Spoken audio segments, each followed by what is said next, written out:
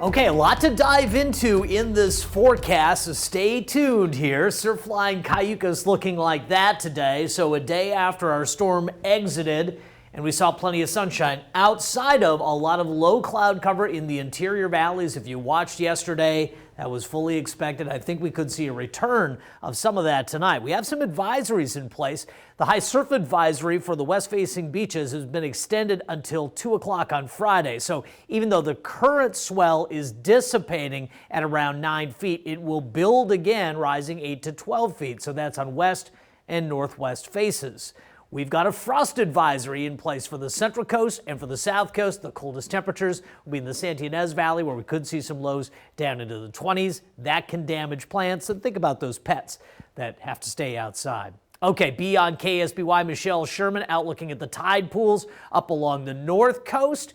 This is a view of the Santa Maria Country Club where a tree was knocked over yesterday. I hadn't seen that. That's a really good picture. And Dana Rogers, the moon over Diablo Canyon at 5 a.m. this morning. I'm TV Dave Hovde on Facebook. Drop that hashtag BEONKSBY, and I want to issue a big thank you to everybody who regularly posts. It's just amazing stuff. So temperatures mid-40s to mid-50s across the area. Not a lot of town-to-town difference. The coolest spot right now is Cuyama at 42. There's some breezes up along the high country, the 166 out toward Kern County. If you're heading that direction, you're going to run into some breeze. If you're heading out to Cuyama, you're going to run into some as well, and locally in some of the passes and canyons of the south coast.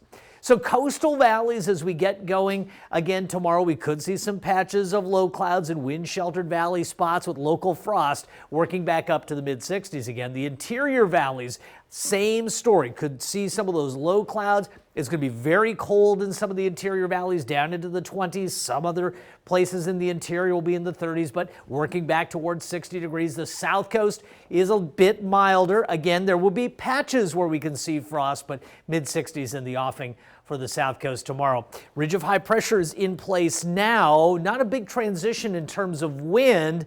I do think there is something that will crank up the wind, and that's a little frontal system that's going to push down the neck of the Sierra. We call these inside sliders. They're usually moisture starved, but can, coupled with the winds here, give us some breezy northwest conditions. Could also produce mist and drizzle.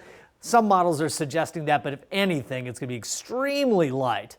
But if we look into the extended forecast, there are a number of opportunities for additional rainfall. So again, after Thursday, there's a chance for a splash and dash on Sunday. This looks better than Thursday in terms of the ability to produce a scattered shower.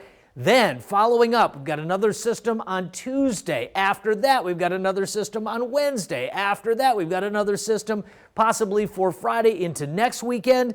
Could see inches of rain. Again, some of the details still need to be sussed out, but we're watching it very carefully. Mid-60s to upper 60s for the south coast. Again, some frosty overnight lows, especially in the interior valleys. Low to mid-60s for much of the area. You can see the north coast around 60, North County around 60 for daytime highs after a very cool start. Lower 60s for AG and Napomo and Pismo. California Valley 55, Shandon 56. Santa Ynez temperatures looking right around the mid to upper 60s. South coast low to mid 60s. 7-day forecast starts to show this activity, and next week could be very, very active, and many more details on that potential on my fan page on Facebook. Nina.